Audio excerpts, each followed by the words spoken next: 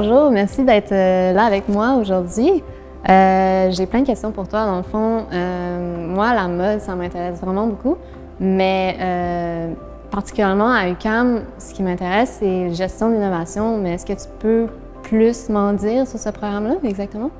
Concernant la gestion de l'innovation, qui se rattache aussi à tout ce qui est conceptualisation et l'aspect manufacturier aussi, là, qui devient assez important dans notre concentration, mais on va voir à l'intérieur du programme tous les aspects rattachés au processus. Okay? Donc, s'intéresser aux produits, développer une collection, donc de A à Z, même tout ce qui est autant vestimentaire, donc que ce soit des accessoires, aller jusqu'aux vêtements, et d'être capable de le gérer, mais à partir de l'aspect manufacturier, fabrication, approvisionnement, jusque dans un certain cas, la distribution. On s'intéresse au back-office, qui est l'arrière-scène. Donc, tout ce qui est processus support pour aider l'entreprise à ce qu'elle soit fonctionnelle, opérationnelle, et qu'elle puisse aussi aller chercher des gains. On essaye d'éviter le gaspillage, et d'aller chercher le plus de valeur ajoutée possible à travers certains processus, procédés et même des procédures dans nos opérations. OK. C'est fort intéressant, mais moi, la vente, ça ne m'intéresse pas vraiment. Est-ce qu'on a besoin d'expérience pour entrer dans ce programme-là?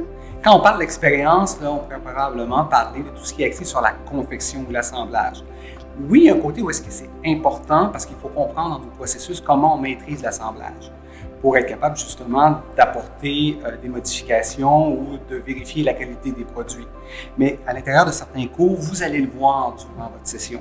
Donc, il y a un cours de préparation au niveau vestimentaire et ensuite de tout au niveau de la production sur lequel on voit tout le cheminement d'un produit de A à Z. Mais l'important, c'est de le voir et vous allez probablement aussi avoir la chance en stage de pouvoir participer justement à des processus et de mieux comprendre comment se fait l'assemblage de certains produits. Mais oui, en fait, c'est quand même assez important. Si, admettons, moi, j'aimerais ça me lancer en affaires, comme avoir ma propre compagnie, est-ce que ce serait possible? Mais si vous avez la fibre entrepreneur, que vous voulez gérer des équipes, bien sûr, ce programme-là est fait pour vous. C'est la bonne concentration parce qu'on est aussi dans la maîtrise, le contrôle, on revient sur la rétroaction de ce qu'on fait et d'être capable aussi de maîtriser nos coûts, de voir si on crée de la valeur finalement dans notre organisation.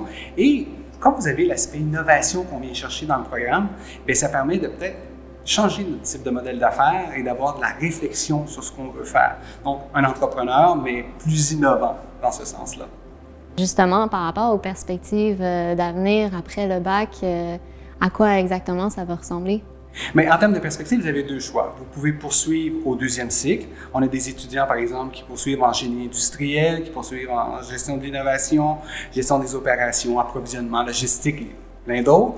Et il y en a d'autres qui vont aller directement dans l'industrie. Quand on parle des postes qui sont offerts dans l'industrie, on va avoir des postes qui sont rattachés à l'approvisionnement, à la logistique, à de la distribution, mais aussi à tout ce qui est opération.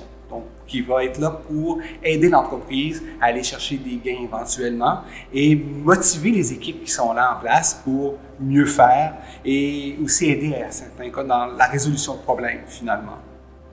Wow, je me vois vraiment aller dans ce programme-là, je suis vraiment convaincue. J'espère vous voir avec nous. Ben oui, merci d'avoir répondu à mes questions. Merci à vous.